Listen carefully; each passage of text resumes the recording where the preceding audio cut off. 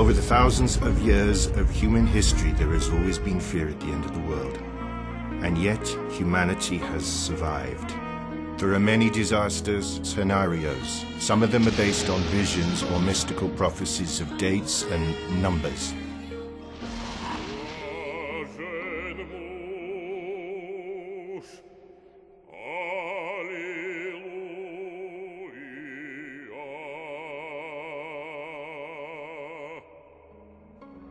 The most popular prophecy about the end of the world, the end of all times, is Apocalypse, the revelation of St. John the Evangelist about the second coming of Jesus Christ and the day of the Lord.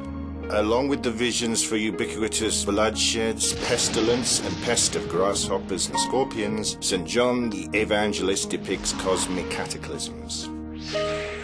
And I beheld when he had opened the sixth seal, and see there was a great earthquake, and the sun became black as sackcloth of hair, and the moon became as blood, and the stars in the sky fell to earth, and the heaven departed as a scroll when it is rolled together, and every mountain and island were moved out of their places.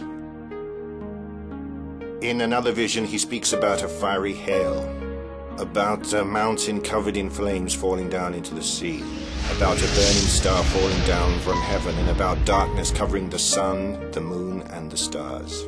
And in the third vision that the earth and the heavens fled away from the presence of God.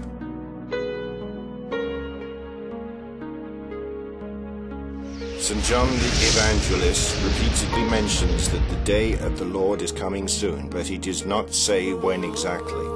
In chapter 20 it says that the Satan was thrown away and locked in the abyss for 1,000 years.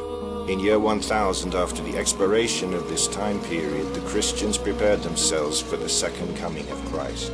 They stopped cultivating their fields and taking care of the animals.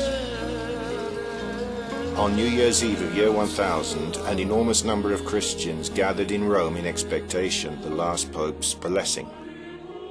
But the day of the Lord did not come. No catastrophe happened also in year 1033, when 1,000 years had passed from the crucifixion of Jesus.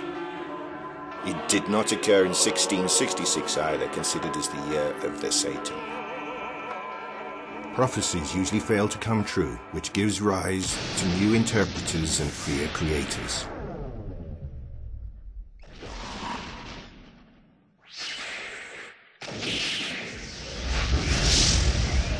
Големият взрив. Може би това е допирната точка между религия и наука.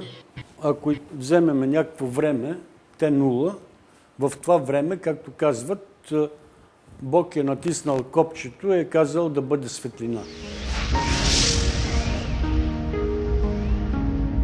One thing is permanent: time. Human beings are the only ones who keep track of it. We have invented calendars, clocks, timers. We never have time. Time is money. It's all about time. Time defines the rhythm of our lives. The Mayans hardly imagined their calendar would outlive their civilization and be used as the new bugaboo.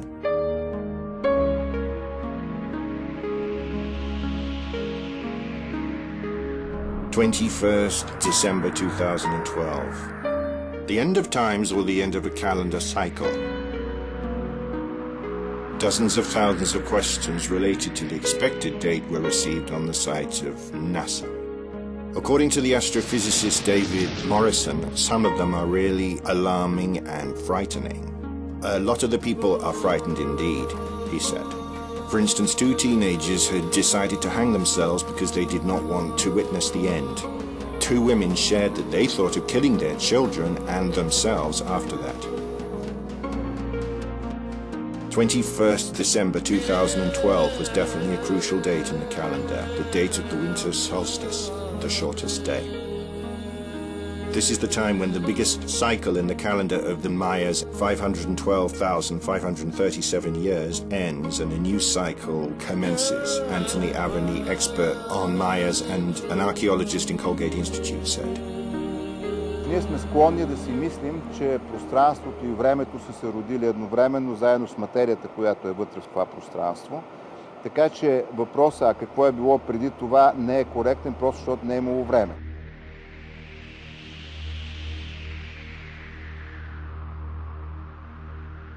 Physics is the science that seeks for answers on the characteristics of time, space, and matters. The universe has a beginning. So does time, but could there be an end? Apocalypse, the end of times? Are there any real facts? Какво ще бъде бъдещето? Не знаем. Вселената минава през различни режими на разширяване, на ускоряване, по-забавено разширение, по-бързо разширение. В момента се разширява с постоянно ускорение. Каква е причината за това разширение? Ние не знаем. Това е нещо от типа на антигравитация, да кажем, в някои от вариантите, които се обсъждат.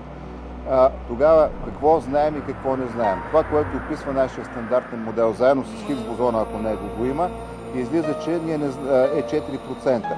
Останалите 96% ни се губят.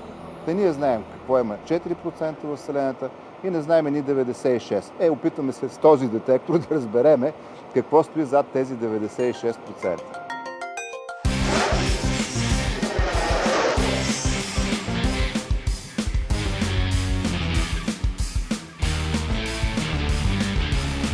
The European Organization for Nuclear Research, or CERN, is the largest particle physics lab in the world. Its strapline accelerating science has long gained worldwide popularity. The organization's offices and experimental complex are located to the west of Geneva on the border between France and Switzerland. Hello, welcome to CERN's Globe of Innovation.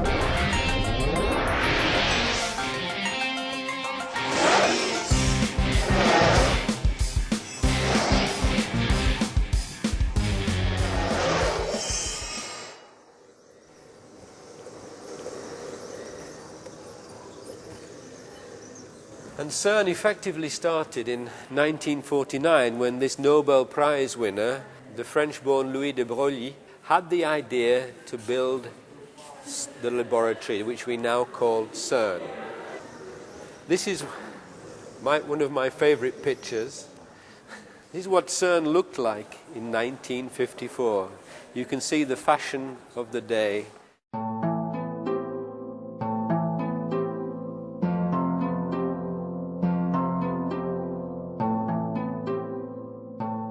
CERN was founded on 29th of September 1954.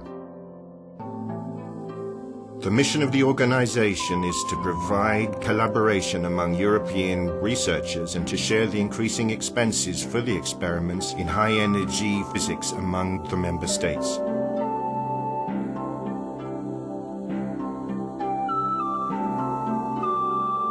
Currently, there are 20 member states in CERN. Of them, 19 are from the EU. India, Japan, the Russian Federation, USA, Turkey, the EC, and UNESCO are observers.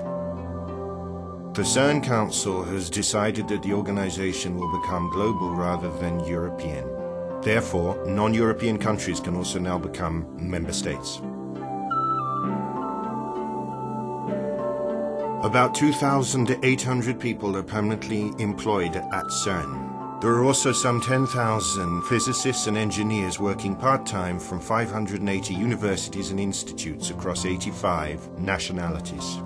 They take active part in the organization's international experiments.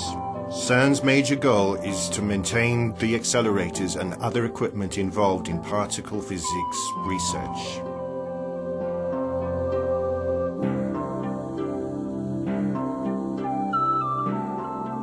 Това, с което ние се занимаваме, се нарича физика на елементарните частици и тя се опитва да отговори на два въпроса. Единият е кои са фундаменталните съставящи на материята и вторият е как те взаимодействат помежду си, така че да образуват някакви по-сложни обекти. This is a historic moment, a very historic moment for CERN. It's when John Adams, the project leader of the proton synchrotron project, announced that the proton synchrotron had broken the world record for the highest energy accelerator. He's holding an empty bottle of vodka in his hand.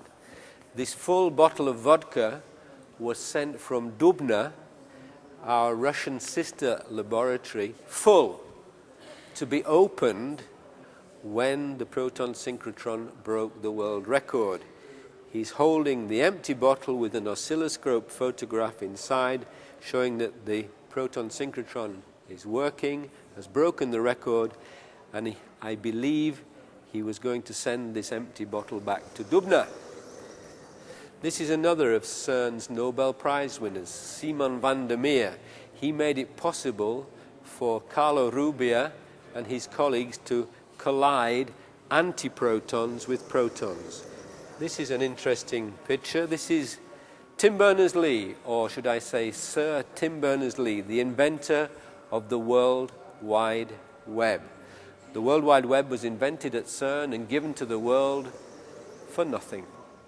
We continue the story and we start getting to the LHC era, and this is an interesting picture of the scene in 2008 when the LHC first switched on.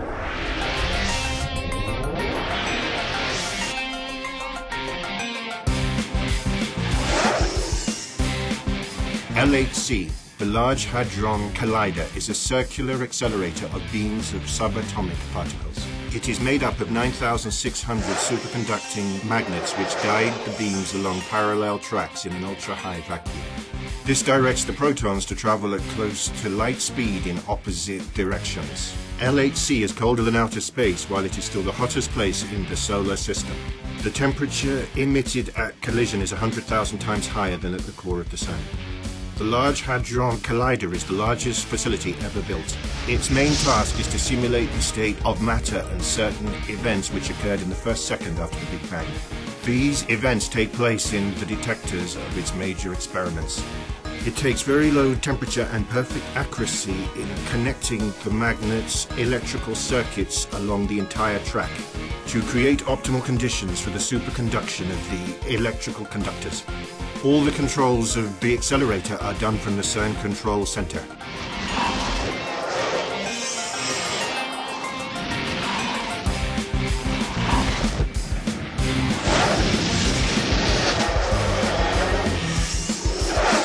Welcome to the CERN Control Center. So I'll give you a brief overview of what's going on here. So we control the whole of the CERN accelerator complex from in here. Over in this corner we have the booster and the PS. So these guys are where they start out. They take the low energy protons out of the LINAC, increase the energy through the two accelerators, then they pass the beam over to this island here, which is the SPS. So this is a 7-kilometer ring, which is going to take the protons for the LHC from 26 GeV up to 450 GeV. This takes a few seconds, and then they send them across to this island, which is the LHC, which is where we control the LHC from.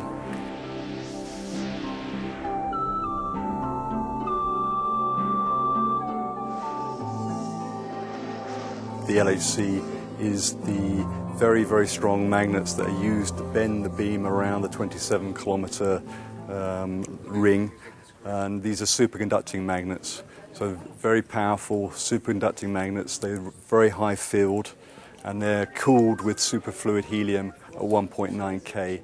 So that whole complex around cooling about 150 tons of helium down to these very low temperatures, cooling the magnets, and then using them to bend the beam around the ring is probably the big technological challenge of the LHC.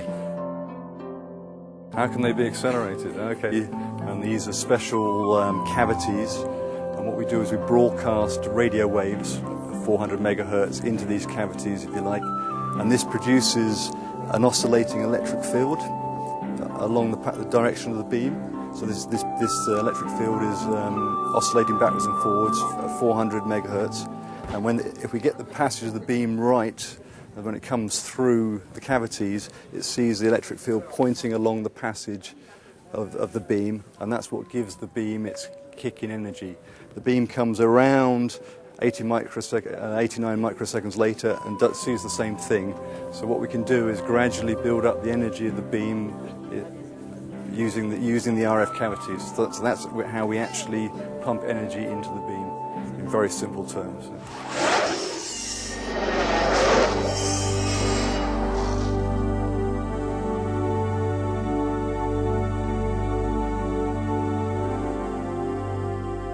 The goal of the four large experiments, ATLAS, CMS, LHCb and ALICE, is to collect data to fill the gaps in the current standard model of particle physics, the study of the building blocks of our universe.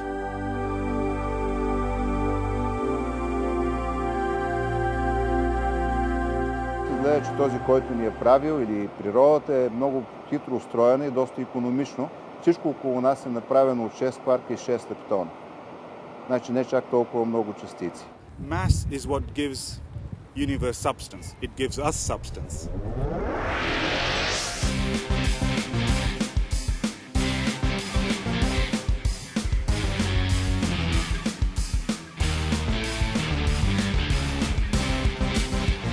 CMS is an experiment that studies proton-proton collisions at very high energies.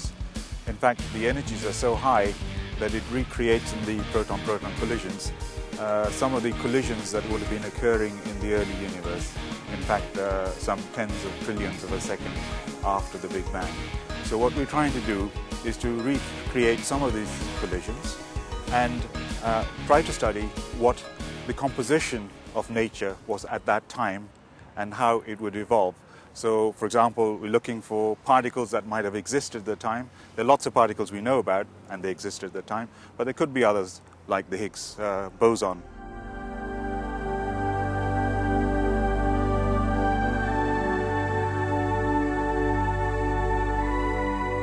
The Higgs boson is a particle better known in media as the God particle.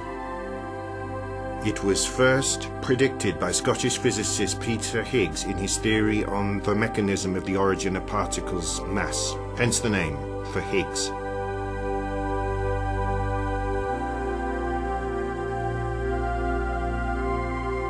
The goals are pretty clear. We're going to higher energy to try to find heavier things. Energy can be converted into mass. And one of the things we're really trying to find now is the Higgs boson, which is, we believe, the particle that's associated with a field that is everywhere, that gives other particles mass. So it gives, if you like, gives some substance to the things that there are in the universe. If we can find that, that's a major discovery. That'll be the biggest discovery in our field in a half century.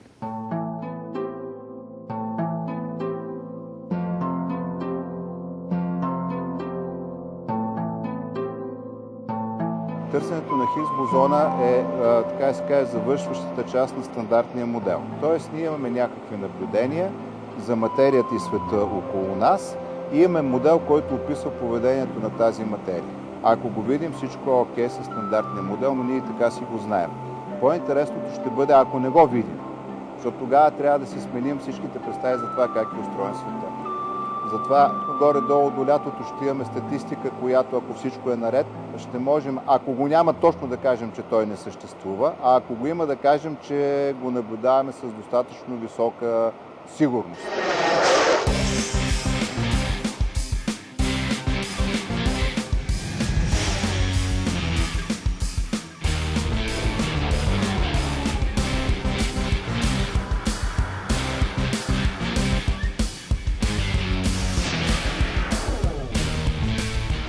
Let me say something about Alice. Some of the physics that Alice does, we also do. If you look at a nucleus, for example, inside a nucleus, inside an atom there are electrons and a nucleus. Inside the nucleus there are neutrons and protons. They are independent objects as such. Now, if we can collide nuclei at very high energies, we again going back in time. So when the temperatures were so high that the neutrons and the protons inside nuclei could not exist as independent particles, and they would melt and create a soup, which we call a quark gluon soup. So this is a state of matter that existed about a microsecond after the Big Bang. So Alice and to a certain extent ATLAS and CMS are reproducing this soup, and we're trying to understand the properties of this soup now.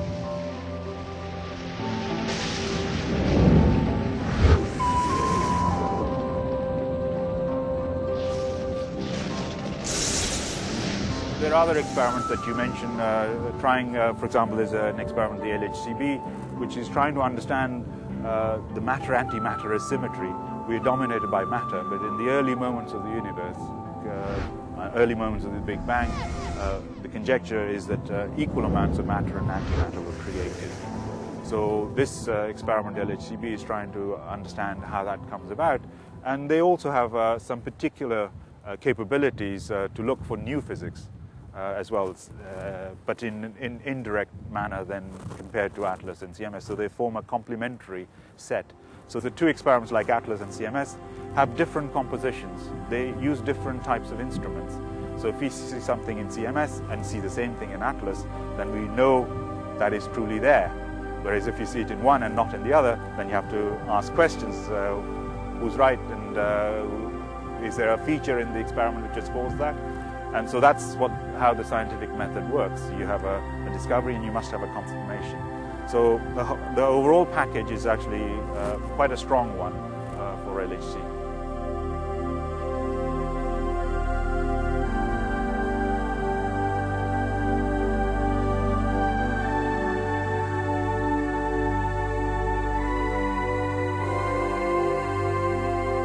The analysis of the data and the science it contains will define over the coming years the wave of the new physics, the physics of the 21st century. Technology and our understanding of the world inevitably influence our lives directly or not. Nobody questions the importance of discovering the electron, the particle identified some 115 years ago. Without electricity or electronics, life as we know it would have been impossible.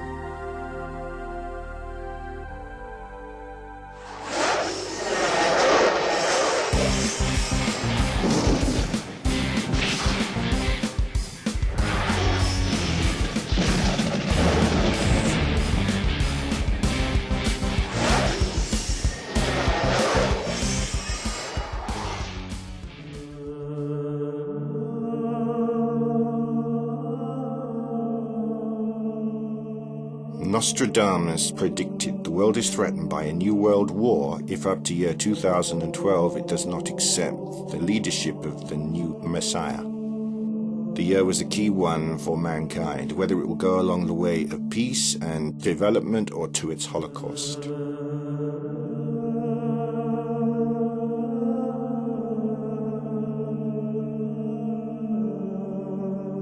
Clairvoyant Baba Vanga made a frightening prophecy for the future of the planet. Time will come you will eat in golden plates and drink in copper glasses, but you will have no water. The bees will die, the milk will turn poisonous, you will close water in jars.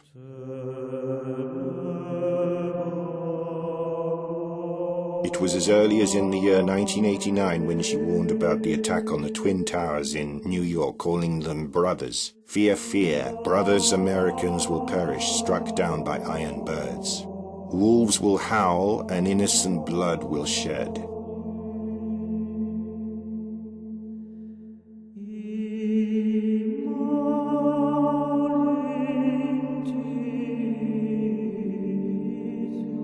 In 2003, Mike Brown from California Institute of Technology discovered object 2003 UB313 of the Kuiper belt known as Xena. The diameter of Xena is 2,400 kilometers, a little bigger than that of Pluto. A lot of people believe that this is the planet Nibiru, invented by American science fiction writer Zecharia Sitchin. They are of the opinion that this planet is namely the one which passes in 2012 near the Earth and will somehow exert influence over it. According to Sitchin, Nibiru was a part of the solar system and moved along a strange and erratic orbit. Every 3,700 years, the planet found itself within the internal part of the solar system, together with Mercury, Venus, the Earth, and Mars.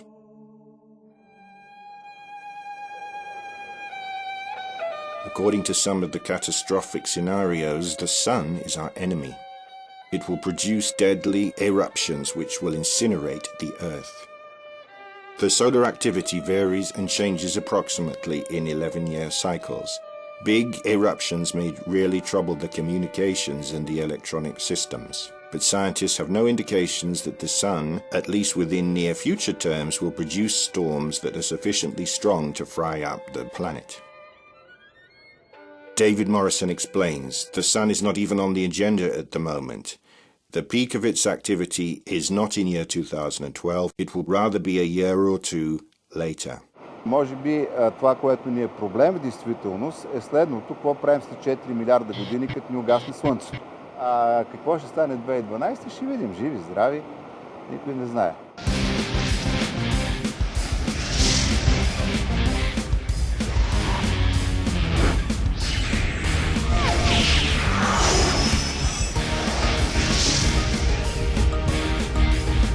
The chemistry professor Otto Rosler from the university in Tübingen, Germany, is of the opinion that the experiments in LHC will create millions of black holes which will uncontrollably grow up and will devour the Earth. The thesis of Otto Rosler was contested by Hermann Nicolai, manager of the German Albert Einstein Institute, as deprived of scientific logic. A law case for the violation of human rights was initiated in the European Court in Strasbourg. If the apocalypse comes, it's not going to be the LHC's fault.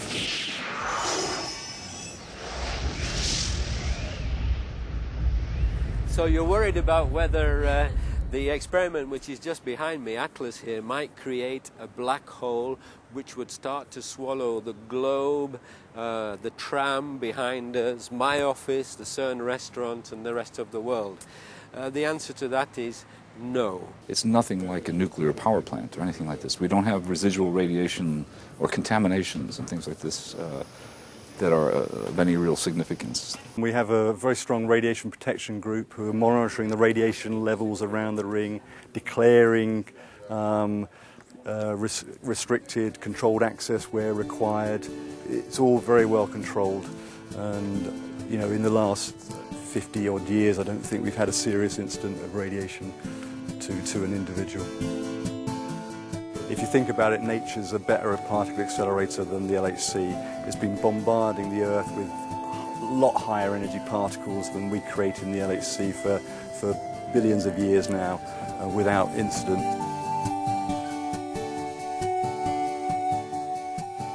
We're certainly not bad for the environment. We might even be good. And a lot of the things we do here actually helps understand technologies. At CERN, there are many things they're doing to help improve many areas, in medicine and in some cases the environment, trying to understand the environment as well. So yeah, we're safe.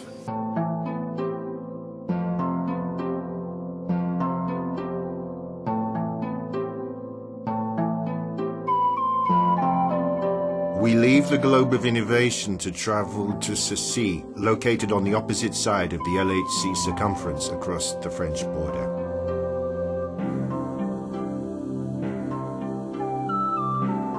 Are already aware that the CMS facility is about 100 meters underground. Some of our crew members have never been so far deep under the surface. Most of the questions anybody would ask refer to how the 12,500-ton machine with its 21 by 15 meters diameter was lowered into the tunnel underground. We can't help thinking about what other surprises are in store for us, as well as the Bulgarian participation in this grand project.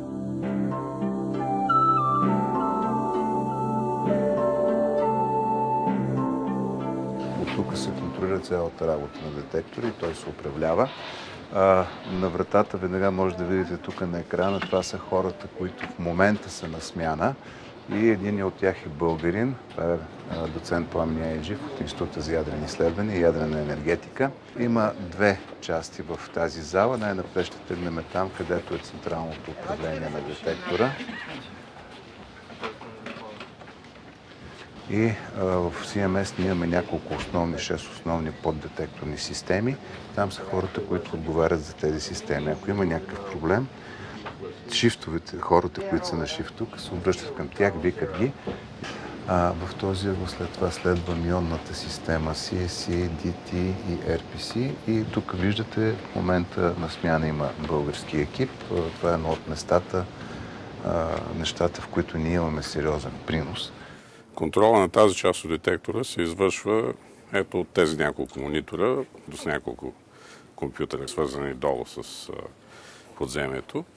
И така, когато работи LHC, непрекъснато трябва да се контролират всички тези камери, в създаване на които България е участвала. Тук броя на камерите е около 700. Разбира се, човек, който е дежурен тук, не е необходимо да наблюдава с очите си всеки параметър. Има комбинирани критерии, които показват дали всичко работи нормално. Ето сега, както всичко е зелено, има цветен код на цялата система. Това показва, че системата е включена, камерите са под високо напрежение, около 9,5 кВт и всичко работи нормално.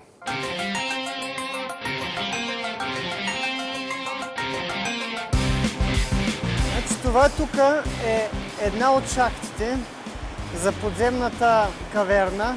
Съществуват две. Това е по-малката, сервизната шахта. Дъното там, където се намира детектора, е на 100 метра под земята.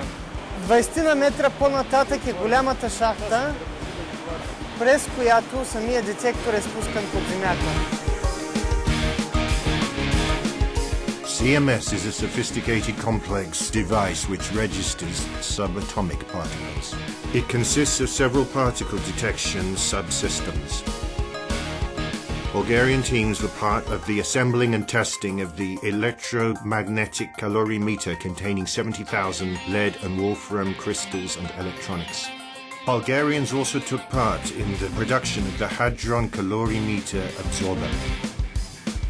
Особеното на този калориметър адронен, че половината от него абсорбер е произведен в България. 700 тона от месингови плочи, произведени в завода за цветни метали в гара Иска. Това донесе на страната около 5 милиона долара годините 96-97. A quarter of the fastest cameras, the resistive plate chambers or RPC, were produced at the lab of the Institute for Nuclear Research and Nuclear Energy at the Bulgarian Academy of Sciences. A Bulgarian team of technicians did the cabling work of the CMS detector. They built the high voltage power supply blocks and the initial electronics. There are 47,000 kilometers of cables across the entire facility.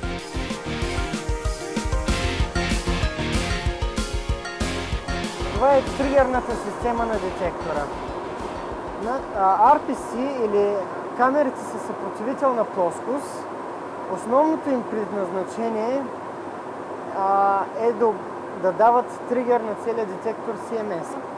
Кога дадено събитие е значимо и кога останалите поддетектори на системата да събират данни и да правят така наречената дигитална снимка на събитията, които се случват при взаимодействие на протони вътре в центъра на тръбата, на ускорителя. Това е сърцето, това е логиката тук на нашите камери. Начинът, по който работят и по който използваме информацията е кодиран именно в тези модули. Няма по-бърз детектор от тези камери. Тяхната бързина е 2 наносекунди. За 2 наносекунди тя дава сигнал и отговор дали през нея е преминала частица. 25% от тригерните камери са произведени в България.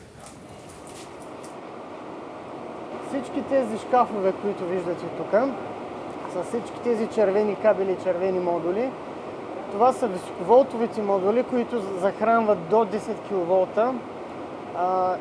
Камерите са съпротивителна плоскост, които се намират вътре в детектора. Всяко едно кабелче такова, което виждате, е една камера. Това, което виждате тук, червеното ни е захранването. Посредством тези модули тук захранваме... Много са кабелите, трябва да знаеш всяко кабелче откъде тръгва и къде стига. Евентуално, ако има проблем по дадена част от детектора, трябва да знаеш тук къде да я намериш.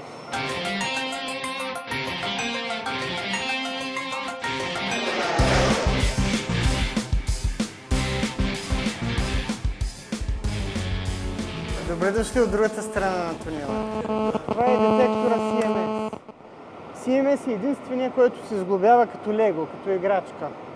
И това му дава възможността всяка негова част, която е готова, да се спуска самостоятелно долу през тази шахта с един огромен кран и вече долу на повърхността отново се сглобява самия детектор.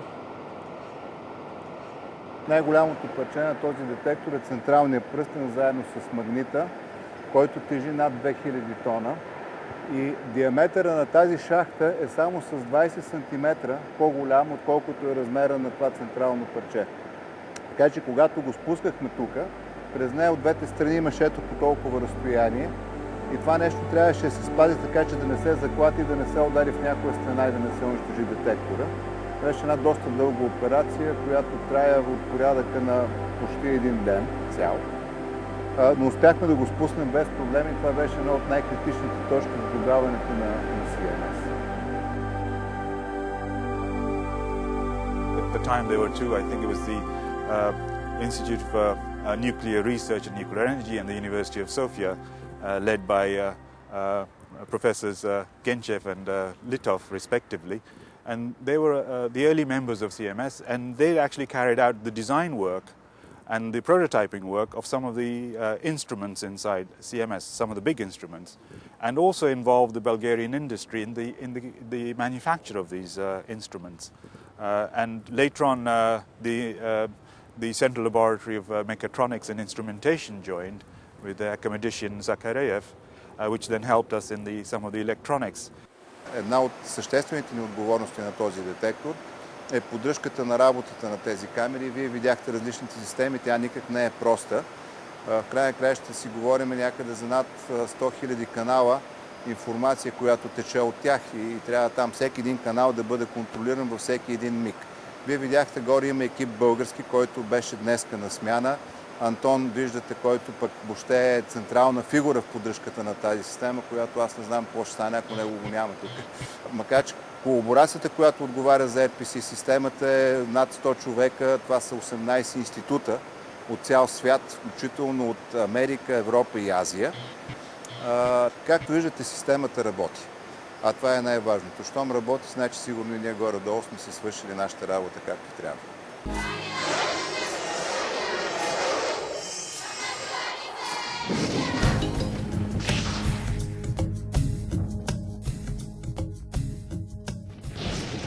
The fears of computer apocalypse in year 2000 turned out to be in vain.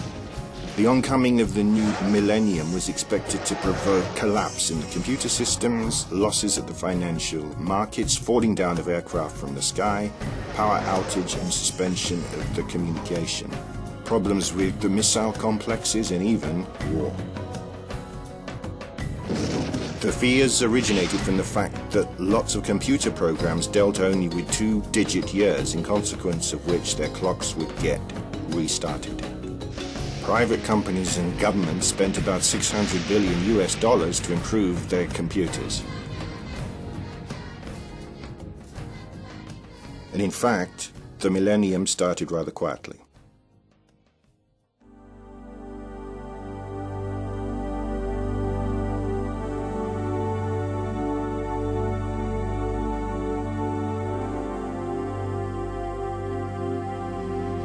In the application of LHC technology, the first thing, for example, superconducting magnets.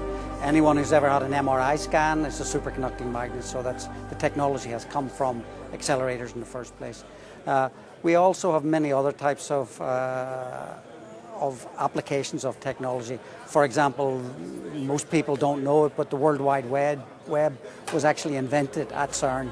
And it was invented at CERN because we needed a way to distribute the data from the experiments.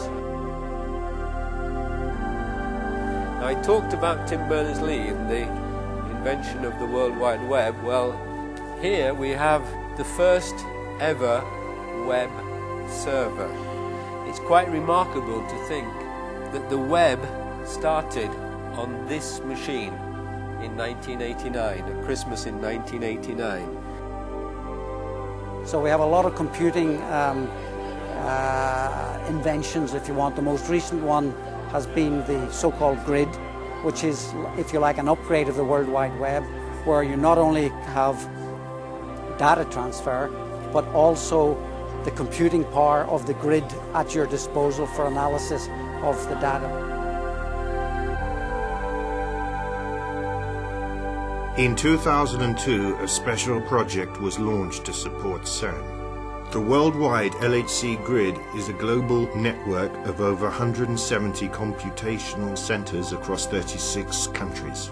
Its task is to analyze, distribute and store the data from the experiments, which over a year adds up to about 25 million gigabytes or 25 petabytes. The raw data from the detectors is about 1 petabyte a second. That raw data is first filtered by the primary processors, and about 0.6 gigabytes of useful data per second reaches the CERN computer center. This is the hub where the breakthrough in science is expected to be registered.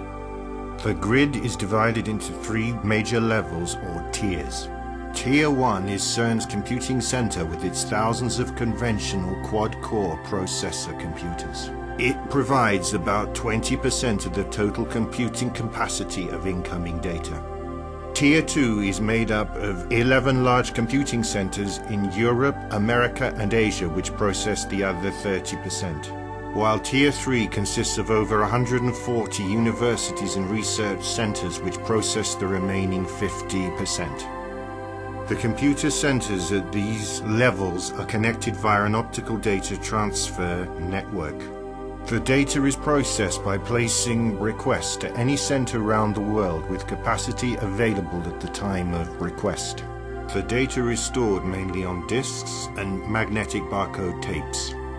Upon receipt of a request, the robotic head reads the tape's barcode and supplies the information.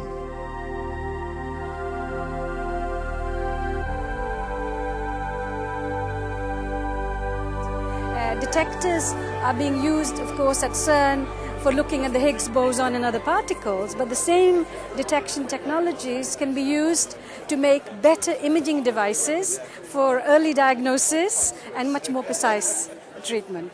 You can use particle beams for treatment of cancer therapy. The same technologies can be used for monitoring what happens when you hit a tumor with a beam.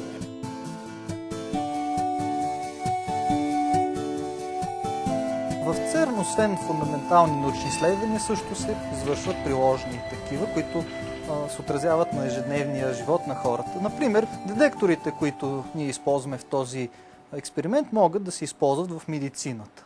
Като ние участваме в момента в проект, в който се опитваме да замениме традиционно използваните в позитронно-емисионния томограф сцинтилационни детектори с камери със съпротивителна плоскост.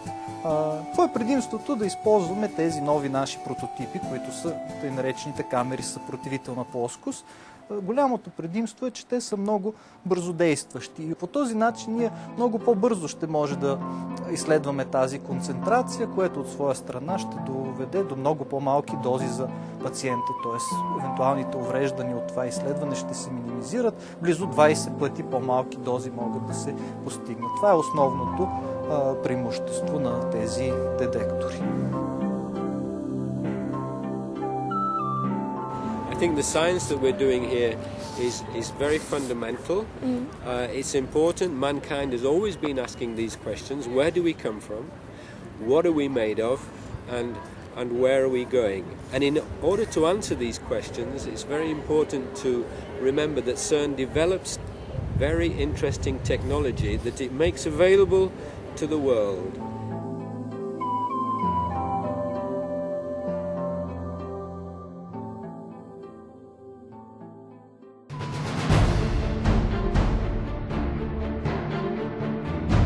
Today is also a special day because we hear 2 presentations from the 2 experiments, Atlas and CMS, on their update on a search for a certain particle. Conclude by saying that we have observed a new boson with a mass of 125.3 plus or minus 0.6 GeV at 4.9 standard deviations.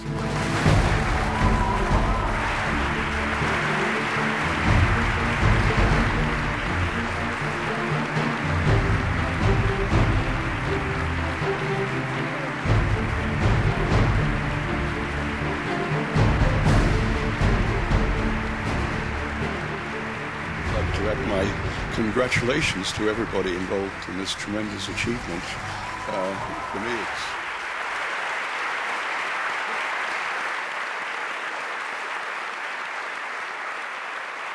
Това, което ние обявихме на 4 юли е, че наблюдаваме нова частица, която се разпада на 2 фотона или 4 електрона. Тази частица е с маса 126 ГЕВ и аз тук съм абсолютно точен. От тук нататък, по своите свойства, с точността, с която ние сме ги измерили, тази частица много прилича на това, което се предсказва за свойствата на Хигс бозона в рамките на стандартния модел. Само, че ние в момента не можем да кажем еднозначно, да, ние открихме Хигса. Трябва още да поработим, трябва ни просто повече от тези частици, по-голяма статистика, за да можем да изследваме и измерим техните свойства и еднозначно да определим какво наблюдаваме.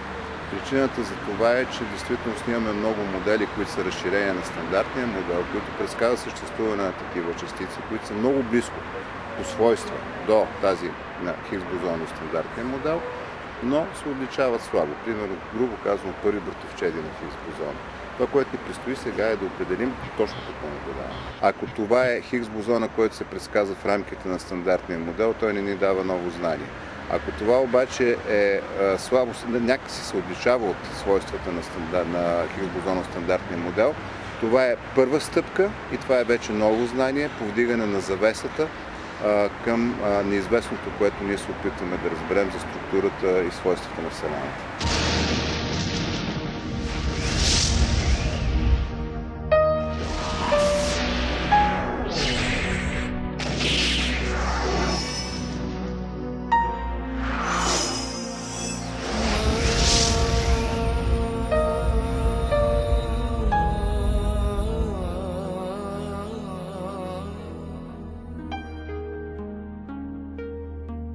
Some amateur astronomers believe that the year 2012 will end by a parade of planets which will happen for the first time from 26,000 years up to now. According to this scenario, the Sun will stand exactly between the Earth and what is called the center of our galaxy. According to the fatalists, this galactic alignment will somehow expose the Earth to powerful, unknown so far, cosmic radiations which will destroy it. In conformity with other catastrophic prophecies, the Earth will be destroyed because of the change of the poles. The crust and the mantle of the planet will start moving. The lava, melted from the bowels of the Earth, will spout onto the surface. The change of the poles will heat the planet, provoking the melting of the polar caps, earthquakes, tsunami, and any other kinds of disasters. The scientists, however, fully exclude a similar drastic scenario. Yet some of them still assume that a similar change is possible. According to the geologist from Princeton University, Adam Malouf, there is such a process really going on at the moment, but it will take millions of years, sufficiently slowly so that mankind could perceive it at all. Източника на страхове е нашето незнание, а не нашето знание. Така че с процеса на увеличаване на знанието ни общо взето ние намаляваме страховете си. Или поне един вид сорт страхове отпадат, появяват се пък други за сметка на това, тъй като остава огромно количество незнание. Но връзката между знание и незнание и страх е точно тази. Страха и незнанието са корелирани силно едно с друго. Намалявайки незнанието, намаляваме страховете.